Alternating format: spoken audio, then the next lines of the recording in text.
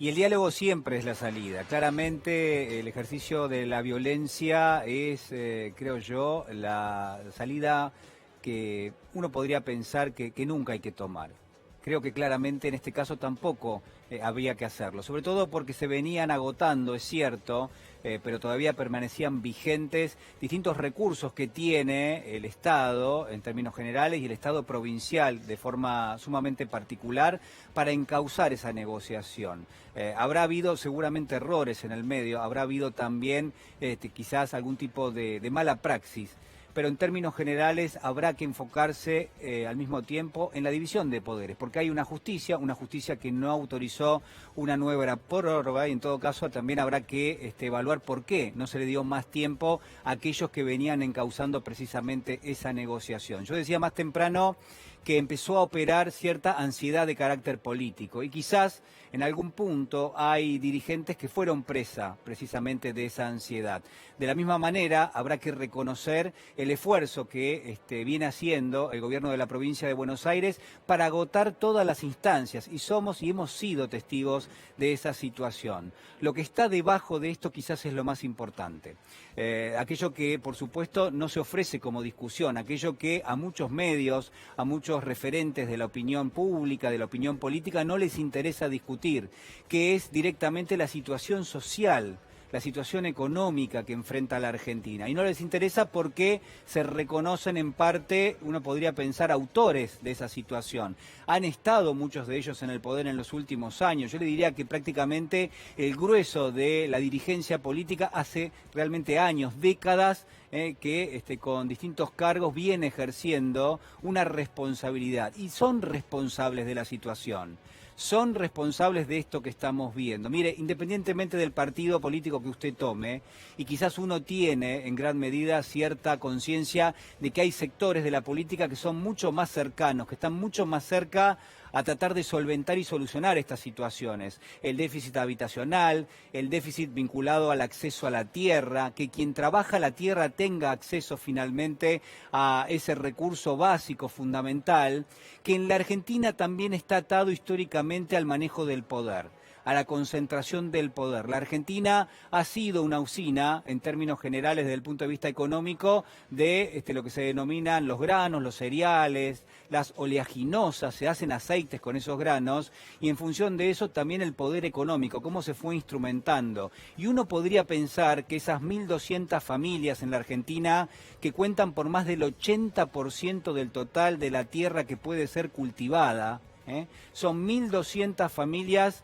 que son dueñas del 80% de la tierra que puede ser cultivada y por ende que es productiva y por ende que es una generación permanente de recursos y en este caso y en este contexto también de dólares, se entiende que en gran medida no quieran perder esos privilegios, ¿no? Se entiende porque, por supuesto, nuevamente es fuente de poder de carácter económico, pero también de carácter político.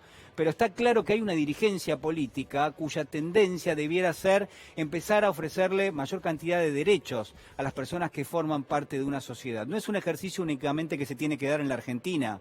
Se está dando en otras partes de la región, por ejemplo en Chile, por ejemplo en Bolivia, se está dando también en otras partes del planeta, pero está claro que bajo ningún aspecto esto va a ser de la noche a la mañana. Hay mucha resistencia, pero me parece importante tenerlo presente. De vuelta le digo, la solución es siempre el diálogo, nunca esto que estamos viendo, nunca avanzar con fuerzas de seguridad.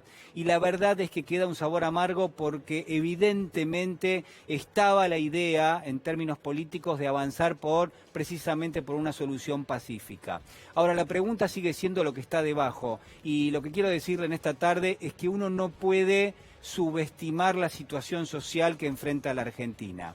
Y quizás esto es lo que estamos viendo desde distintos sectores de la política y desde distintos sectores también de la dirigencia en términos sociales en la Argentina. Se está subestimando la situación social, se está jugando con la agenda de temas que hay que discutir en forma urgente. Y esto es quizás un ejemplo, pero mire, hay muchísimos otros. Por ejemplo, la discusión en torno al acceso a los servicios públicos, la discusión que tiene que ver, de nuevo, ¿no?, con el acceso a la tierra de parte de aquellos que trabajan la tierra en forma cotidiana. Y al mismo tiempo el acceso a la vivienda. ¿Acaso no es dable pensar que muchas de las familias que hoy están en la calle, no son expulsados, no son prácticamente extranjeros de su propia vida, a partir de lo que son sistemas de carácter económicos, que obedecen muchas veces a vectores que tienen su raíz en el neoliberalismo, donde se montan burbujas con los precios directamente de los inmuebles, donde eso termina desplazando a las familias de los ejidos que son y que pertenecen a las ciudades, donde de a poco se va desplazando a las personas y de a poco también se va haciendo que ese metraje cuadrado sea reserva de valor, pero que no sirva en términos prácticos para aquellas personas que quieren vivir cerca, por ejemplo, de una fuente de trabajo. Todo esto se da en el mundo y también se está dando en la Argentina. Yo le decía más temprano que la tierra en la Argentina es sinónimo de poder y lo ha sido históricamente, casi desde la fundación misma de lo que llamamos hoy la República Argentina. Y algo de esto le preguntaba anoche al titular de la Oficina Anticorrupción, a Félix Kraus, que preste atención a ver lo que me decía Félix Kraus anoche. Escúchelo bien. Originaria en la República Argentina de lo que se constituye como las clases, los que estaban aquí antes de que vinieran los bárbaros, son los que expulsaron de lo que era, digamos, su territorio natural a quienes ocupaban su propia tierra y se repartieron las tierras entre las clases, entre el puñado de familias que constituyeron la oligarquía de la República Argentina, y por eso los fenómenos populares que se repitieron, estamos viendo la insurrección chilena en estos días, digamos, o la consolidación de la resistencia, porque bueno, ¿no? Hacía referencia a Félix Kraus a esa historia de la Argentina que está atada al reparto de las tierras, que está atada también a la conservación de los intereses vinculados siempre a esa posesión. Está claro también que la tierra sigue siendo un factor en términos de la producción muy importante, que sigue teniendo una valoración que va incluso más allá de la propia valoración que tiene ese metro de tierra, por ejemplo, en la provincia de Buenos Aires, por ejemplo, también en la provincia de Entre Ríos, porque lo que demuestra es que quien contiene, en términos generales, esa superficie, quien tiene mayor cantidad de tierras, tiene también una mayor cantidad de poder. Por eso la resistencia de la que hablaba Kraus, tanto en el Congreso, donde hay que discutir proyectos que se vinculan con el techo, con la tierra, con el trabajo, como también el acceso de aquellas personas que trabajan la tierra para poder comprarla, para no tener que rentarla permanentemente. Y esto se enmarca, ¿dónde? Dice usted. Bueno, se enmarca dentro de lo que es un proceso muy grande de irreflexión, muy grande de indiferencia. Los principales actores de la sociedad argentina no quieren reflexionar, no quieren de alguna manera prestar atención a la situación que vive nuestro país. Y esto no es nuevo, pero ahora realmente se ha agravado. Escúchela a Alcira Gumedo, quien anoche, en Recalculando, también hacía una referencia, creo yo, importante a cómo esto se va a proyectar a futuro. Es una vergüenza, es un escándalo realmente que fuerzas políticas estén reivindicando a los culpables de estas dos experiencias, que dan cuenta de la decadencia.